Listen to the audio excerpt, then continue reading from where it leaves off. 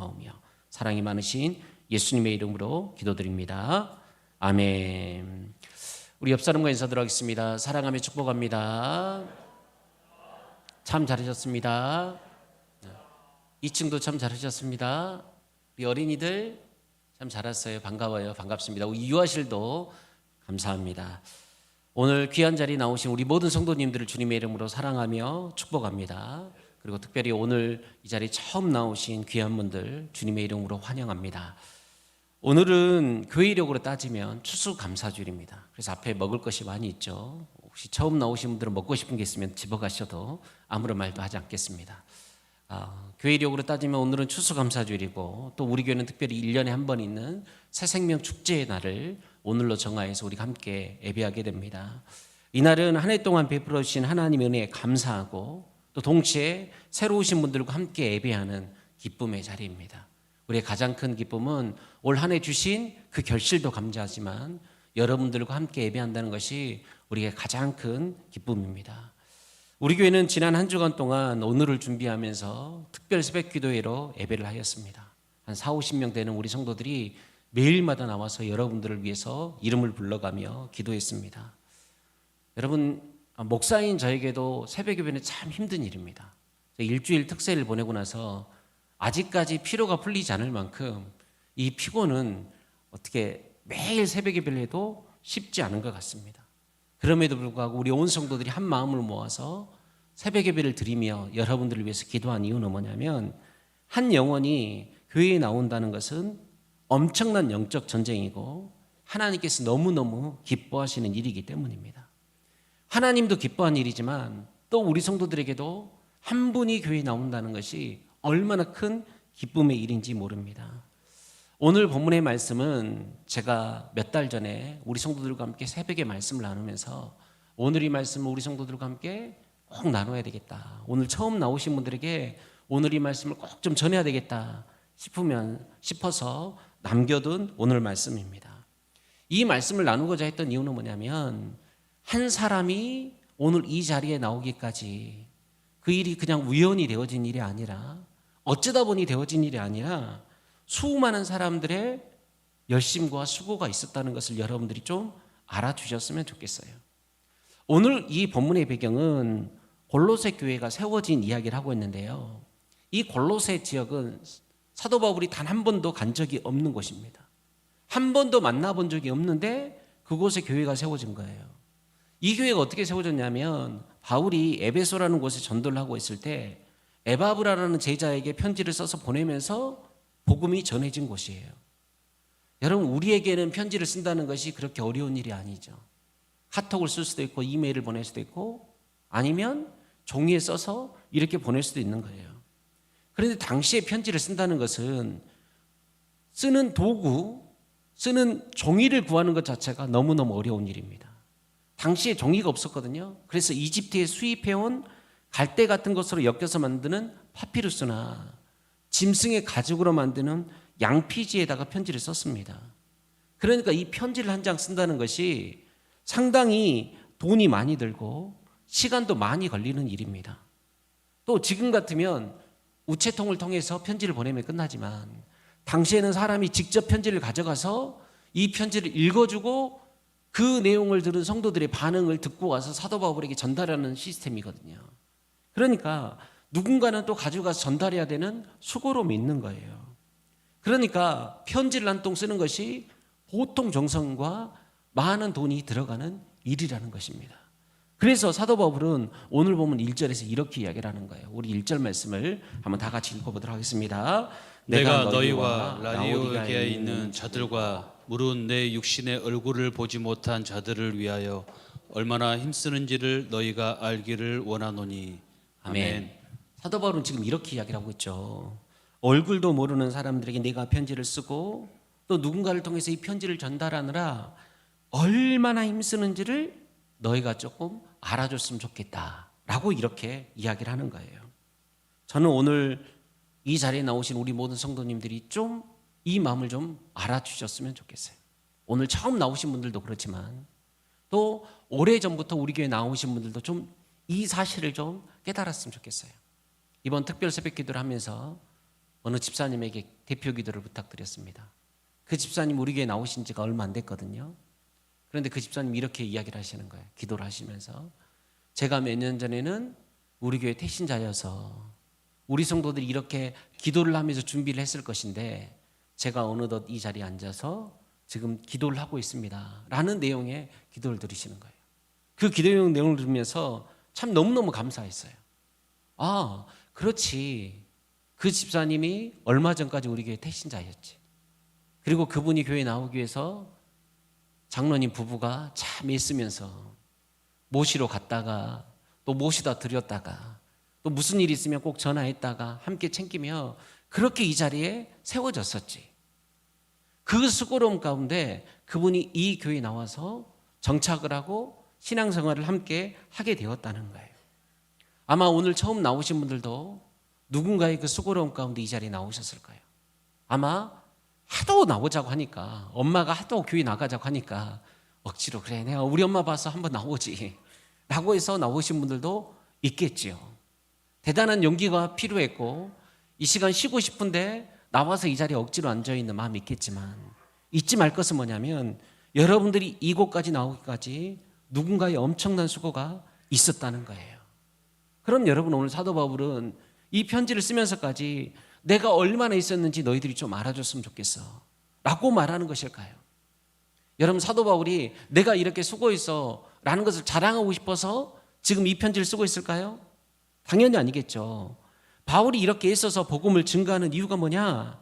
그만큼 지금 자기가 전하고 있는 예수님이 너무너무 중요하다는 거예요. 그 예수님이 너무너무 좋다는 거예요. 내가 이렇게 애써서 내 돈을 들이고 내 수고로움을 다하면서까지도 너희들에게 이 예수를 전하는 이유가 뭐냐? 그 예수 그리스도를 너희들이 꼭 알았으면 좋겠다는 그 바람 가운데 오늘 이 편지를 쓰고 있다는 것입니다. 여러분 그럼 도대체 예수님을 안다는 것이 얼마나 크고 놀라운 일이길래 사도 바울은 너희들이 내가 이렇게 힘써서 예수님을 전한다는 것을 알아달라고 이야기를 하는 것일까요? 오늘 본문을 통해서 제가 몇 가지를 말씀드리길 원하는데요. 첫 번째, 예수님을 믿으면 놀라운 일이 일어납니다. 첫 번째, 예수님을 믿으면 놀라운 일들이 일어나요. 우리 2절 말씀을 다 같이 한번 읽어보도록 하겠습니다. 시작. 이는 그들로 마음의 위안을 받고 사랑 안에서 연합하여 확실한 이해의 모든 풍성함과 하나님의 비밀인 그리스도를 깨닫게 하려 함이니. 아멘. 바울은 오늘 예수님을 믿으면 우리 가운데 일어난 놀라운 일을 세 가지로 이야기를 하고 있는데 그 첫 번째가 무엇이냐면 마음의 위안을 받는다는 거예요. 예수님을 믿으면 마음의 위안을 받습니다. 여러분 위안이라는 단어를 우리 성경에서는 위안이라고 해석을 했지만 공동번역 성경에서는 마음의 힘을 얻는다. 세번역 성경에서는 마음의 격려를 받는다. 현대인의 성경에서는 마음의 용기를 얻는다라고 말하고 있어요. 그러니까 예수님을 믿으면 세상에서 수많은 상처를 받은 사람들이 위로를 얻고 용기를 얻고 힘을 얻는다는 거예요. 여러분 어떨 때는 누군가 내 마음을 알아주는 것만으로도 위로가 될 때가 있습니다. 그냥 누군가에 가서 내 그냥 서러움과 아픔을 다 토로해 줬는데 그 사람이 고개 한번 끄덕여 주는 것이 내게 위로가 될 때가 있다라는 거예요. 그런데 여러분 오늘 본문의 말씀은 다른 누가 아니라 우리 주님이, 우리 예수님이 내 그 마음을 아신다는 거예요. 내가 얼마나 아픈지, 내가 얼마나 괴로운지 우리 주님이 아신다는 거예요. 혼자 그렇게 눈물을 흘리며 울었는데 왜 울었는지 우리 주님은 아시고요. 누구에게 말 못할 그 상처들, 이 세상 사람들은 다 몰라줘도 우리 주님은 그런 나의 마음을 다 알고 계신다는 거예요. 그래서 여러분 우리 주님은 마태복음 11장 말씀에서 우리 가운데 이렇게 이야기를 하세요. 우리 다 같이 오늘 말씀 읽도록 합니다. 시작. 수고하고 무거운 짐진 자들아 다 내게로 오라. 내가 너희를 쉬게 하리라. 아멘. 오늘 주님께서 우리의 아픔을 다 하시고 그 아픔과 수고하고 무거운 짐진 인생들에게 다 내게로 오라고 말씀하고 계세요. 왜 오라고 할까요? 쉬게 하시기 위해서요. 우리에게 참된 힘을 허락하여 주시고 마음에 힘을 주시고 용기를 주시고 격려해 주시기 위해서 오늘 우리를 부르고 계신다는 것입니다. 여러분 이렇게 예수님을 믿으면 우리 가운데 위안을 얻습니다. 저는 여기 모인 우리 모든 성도들이 오늘 예수님 안에서 위로를 받는 귀한 시간이 되어지기를 간절히 소망합니다. 두 번째 오늘 본문의 말씀을 보게 되면요, 사랑 안에서 연합한다고 이야기를 하고 있어요. 예수님을 믿으면 사랑 안에서 연합하는 거예요. 여러분, 예수님을 믿으면 사람이 점점 변해갑니다. 그 증거가 여기 앉아있는 여러분들이죠. 그래요, 안 그래요? 여러분 변화되셨습니까? 네, 변화되셨습니다. 제가 우리 성도들을 만나서 가끔 신방에 보면 다른 분들 이야기를 할 때가 있거든요. 근데 그분들 이야기할 때 뭐라고 이야기를 하냐? 목사님, 그 사람이 예전에 대단했습니다. 아우, 상상할 수 없어요. 제가 다 이야기하지 못할 만큼 그분이 참 대단했던 사람입니다. 그런데 그 사람이 많이 좋아졌어요. 라고 이렇게 이야기를 하는 거예요. 그러니까 예수님을 만나면 사람이 점점 변화된다는 거예요. 그런데 여러분 주변에 아직도 그런 사람이 있을 거예요. 어떻게 교회를 그렇게 열심히 다녔는데 사람이 그렇게 변하지 않는지 모른다고 라고 생각이 드시는 분들이 여러분 더러 있을지 몰라요. 그런데 여러분 변화돼서 그 정도입니다. 또 여러분 절대로 포기하지 말 것은 그분이 지금 변화돼 가고 있는 중에 있습니다.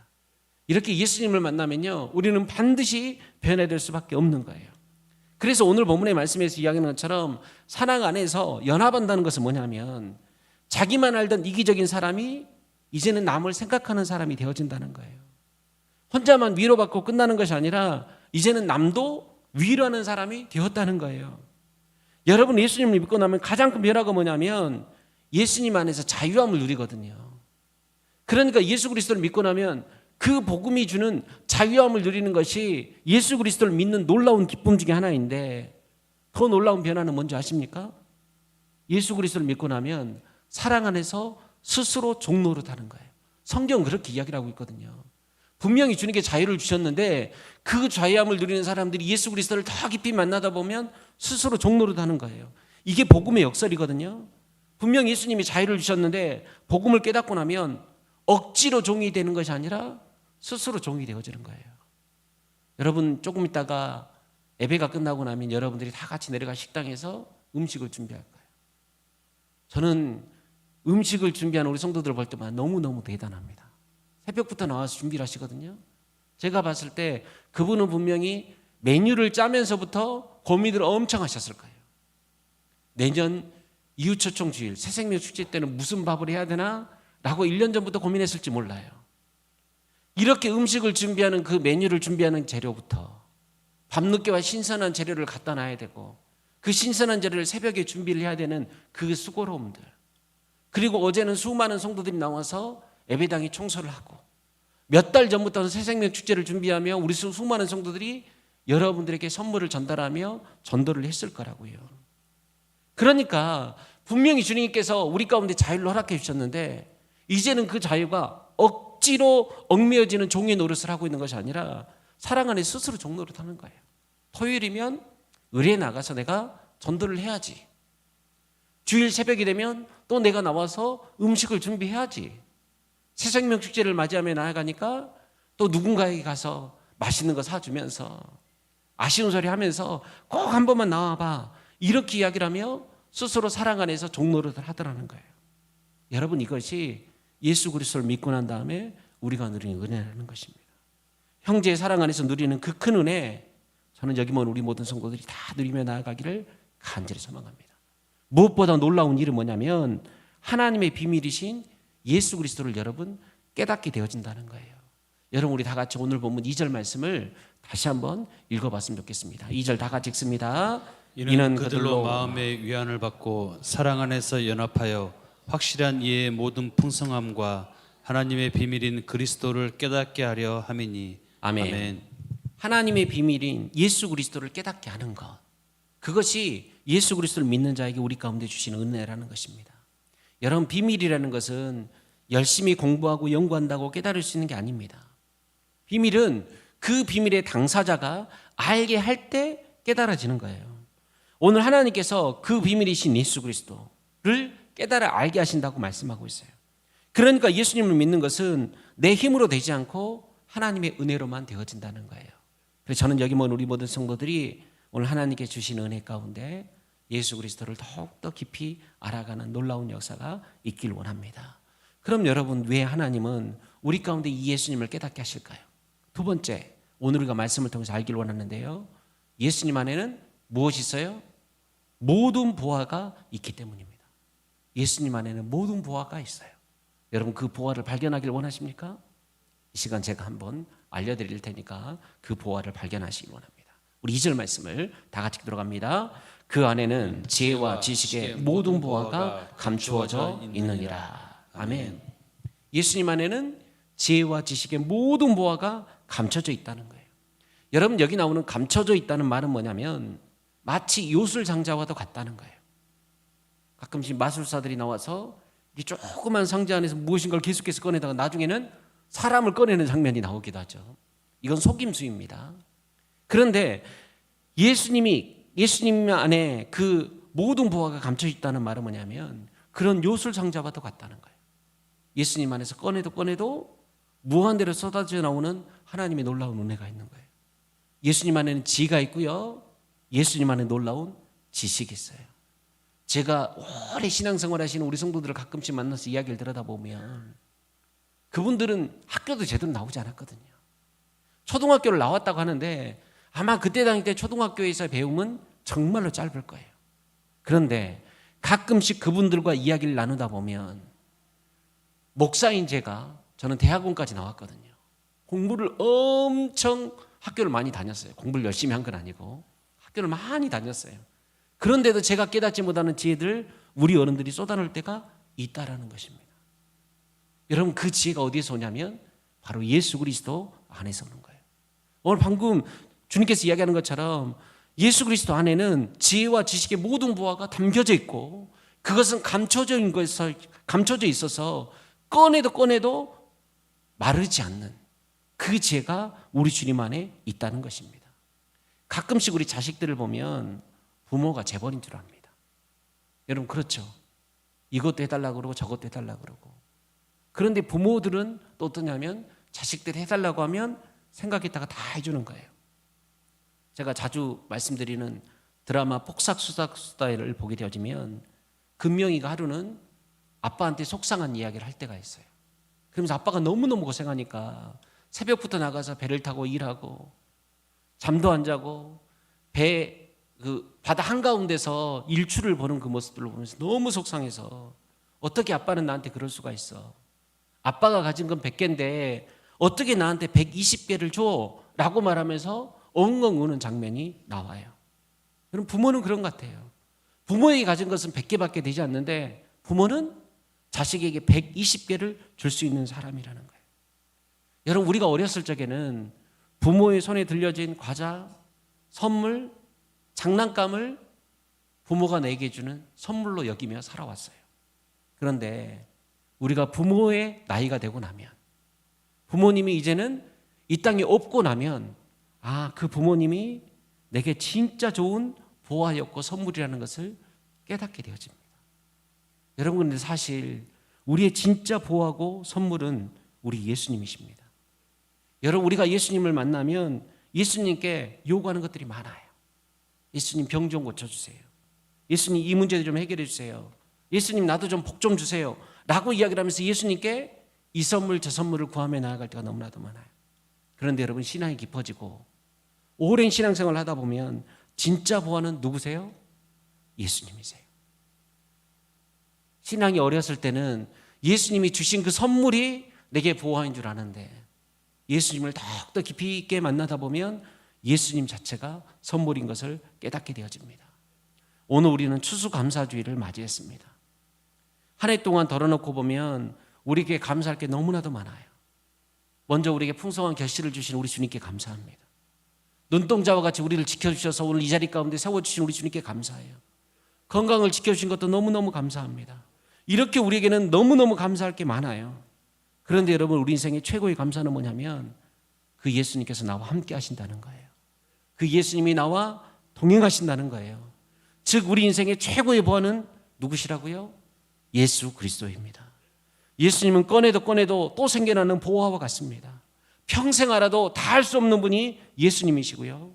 날마다 나에게 새 은혜를 부어주신 분이 우리 주님인 줄로 믿습니다. 그럼 여러분 이 보호하신 우리 주님께 우리가 어떻게 해야 될까요? 마지막 세 번째 어떻게 하라고요? 그러므로 예수님 안에 뿌리를 내리라는 거예요. 바울은 지금까지 예수님을 믿으면 얼마나 좋은지, 그리고 예수님 안에 엄청난 보화가 감춰져 있다고 오늘 우리 가운데 이야기를 해요. 그리고 오늘 보면 6절 말씀을 보게 되면 그러므로 라고 말하면서 오늘 중요한 이야기를 하고 있습니다. 우리 다 같이 6절 7절 읽습니다. 시작. 그러므로 너희가 그리스도 예수를 주로 받았으니 그 안에서 행하되 그 안에 뿌리를 박으며 세움을 받아 교훈을 받은 대로 믿음에 굳게 서서 감사함을 넘치게 하라. 아멘. 예수님 안에 모든 보화가 있고 예수님이 우리의 위로자이시고 예수님이 우리 가운데 놀라운 비밀이므로, 그러므로 어떻게 하라고 이야기를 해요? 예수 그리스도를 안에서 뿌리를 내리며 살아가라는 거예요. 그리스도 예수를 주로 받아들이라는 거예요. 예수님을 단지 좋은 분, 위대한 스승, 종교의 지도자로만 생각하는 것이 아니라 예수님을 내 인생의 주인으로, 내 삶의 주님으로 받아들이라는 것입니다. 여러분 분명히 기억하십시오. 예수님은 우리 모두의 구원자이십니다. 예수님은 나를 사랑하시 십자가에 달려 죽으시고 죽으셨을 뿐만 아니라 다시 부활하셔서 부활의 첫 열매가 되어주셨습니다. 그래서 이 사실을 믿고 예수 그리스도를 믿는 사람들은 예수 그리스도 안에서 죽게 되겠지만 분명히 다시 사는 놀라운 부활을 경험하게 될 줄로 믿습니다. 여러분들이 이 예수님을 내 인생의 주인으로 모시는 순간 여러분은 완전히 새로운 인생, 새 생명을 얻게 될 줄로 믿습니다. 그래서 오늘 본문의 말씀은 그 예수 그리스도를 믿고 그 예수 그리스도께 뿌리를 깊이 내리고 흔들리지 않도록 단단히 박아두라고 이야기를 해요. 여러분, 나무는 뿌리가 깊어야지 넘어지지 않습니다. 여러분, 우리 신앙도 마찬가지예요. 예수님 안에 뿌리를 깊이 내릴 때 여러분 우리의 신앙이 흔들리지 않을 줄로 믿습니다. 여러분, 우리가 신앙생활을 하다 보면 수많은 위기들을 만나요. 시험이 들 때가 있고 흔들릴 때가 있어요. 왜 흔들리냐면 예수님 안에 뿌리를 깊이 내리지 못했기 때문이에요. 저는 여기 보면 우리 모든 성도들이 날마다 예수님 안에 뿌리를 내리며 나아가는 인생들이 되길 원합니다. 특별히 오늘 처음 이 자리에 참석하신 사랑하는 우리 성도 여러분, 이 자리에 한번 참석했다고 되는 게 아닙니다. 이것은 시작입니다. 계속 말씀을 들으시고 그 주님이 주시는 그 은혜를 날마다 경험하길 원합니다. 그러할 때 우리의 신앙도 뿌리 깊은 나무가 되어질 줄로 믿습니다.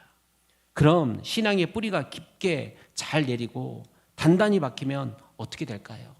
오늘 본문의 말씀을 보게 되어지면 우리 안에 감사가 넘친다고 이야기를 하고 있어요. 여러분, 감사라는 것은 우리의 신앙의 고백과도 같습니다. 예수님께 뿌리 내려진 인생은 당연히 감사할 수밖에 없습니다. 여러분, 감사하지 못하는 것은 불행한 일이에요. 좋은 것을 가지고 좋은 것을 누리면서도 감사하지 못한다는 것, 여러분 그것은 저주와도 같아요. 저는 여기 우리 모든 성도들이 주님 안에 잘 뿌리를 내리시고 날마다 주님 안에서 감사의 열매를 맺으며 나아가는 저와 여러분들이 되기를 주님의 이름으로 축복합니다. 사랑하는 성도 여러분, 말씀 맺겠습니다. 제발 부탁드립니다. 쓸데없는 보화를 찾아다니지 마시고 인생의 참된 보화이신 예수 그리스도를 발견하기를 원합니다. 예수님 안에 위로를 받으시고 예수님 안에서 참된 사랑을 경험하시고 예수님 안에서 인생의 진짜 풍성함을 누리며 나아가는 저와 여러분들이 되기를 원합니다. 예수님에게는요, 꺼내도 끝이 없는 숨겨진 보화가 있습니다. 그래서 예수님께 깊이 뿌리를 내리시고 날마다 감사의 열매를 맺으며 나아가는 그런 복된 인생이 되기를 주님의 이름으로 축복합니다. 우리 시간 함께 이 자리에 모인 우리 모든 성도들 함께 축복하며 찬양했으면 좋겠는데요.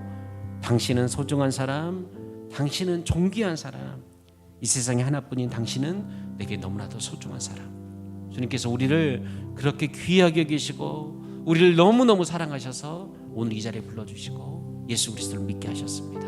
그 은혜를 생각하며 우리 시간 함께 이 찬양 드리며 나가도록 하겠습니다.